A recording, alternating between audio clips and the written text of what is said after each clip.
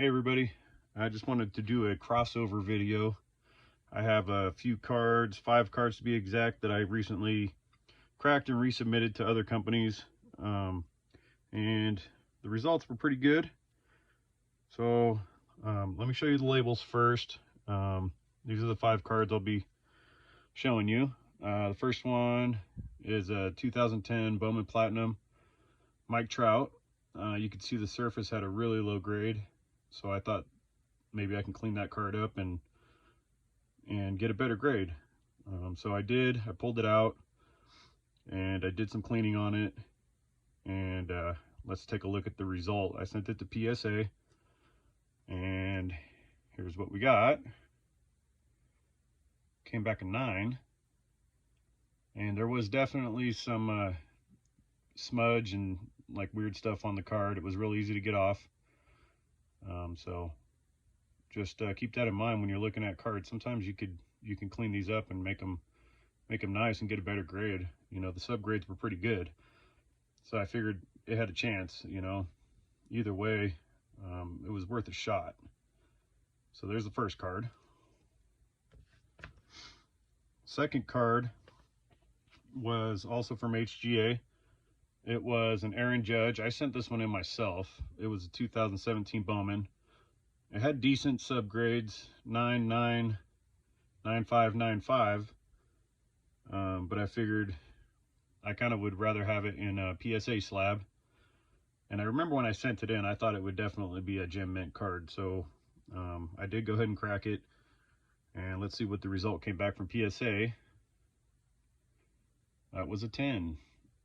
So like I thought, it did seem like there was something going on there. The centering was really good. You know, they graded, HGA graded it 9 on corners, but I didn't see any problems with it. So at the time, I've been using HGA a lot for PC cards. I really like their labels. I use more than one grading company. I think, you know, each of them have their niche.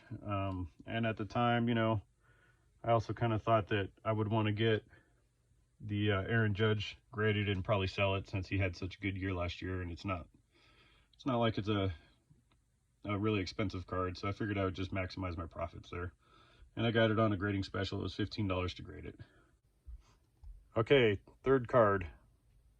This was another card I sent into HGA. It came back a 9, and I just didn't really care. I don't like the 2 9s making a gem mint card, and although this says 9 under their new scale, it's a 9.5. So I thought it looked like a gem mint card, so I did go ahead and crack it and sent it in, and it came back a 10. So that's a really nice card.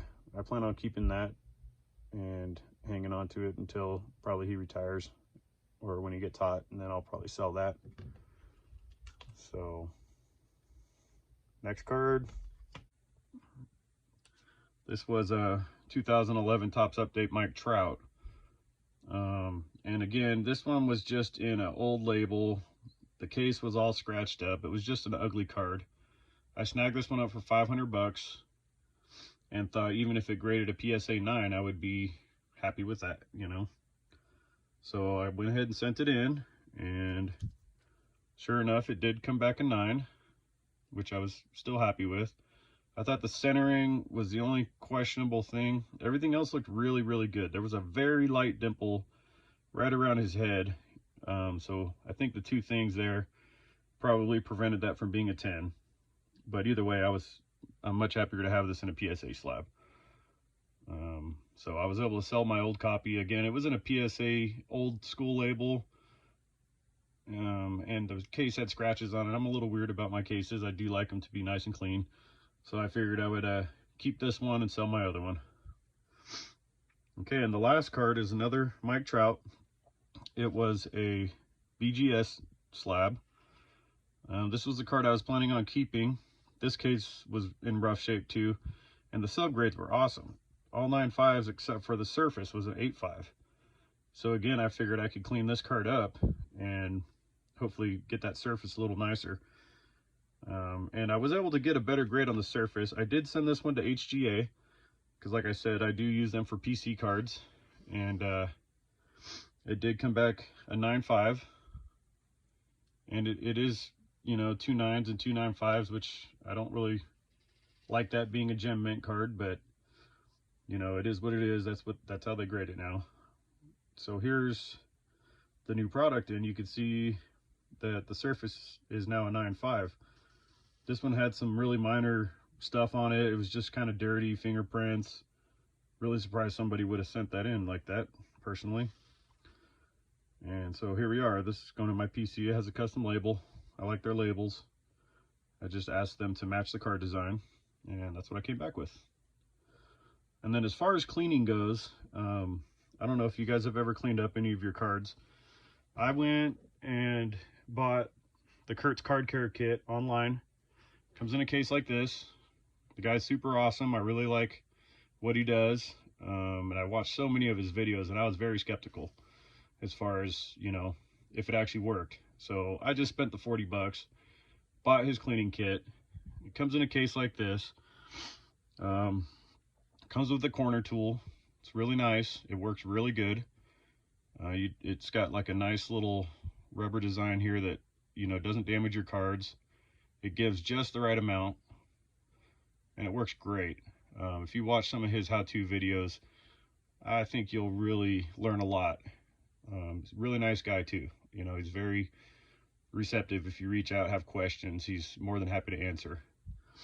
So it comes with the card corner tool. He does include some of these swabs.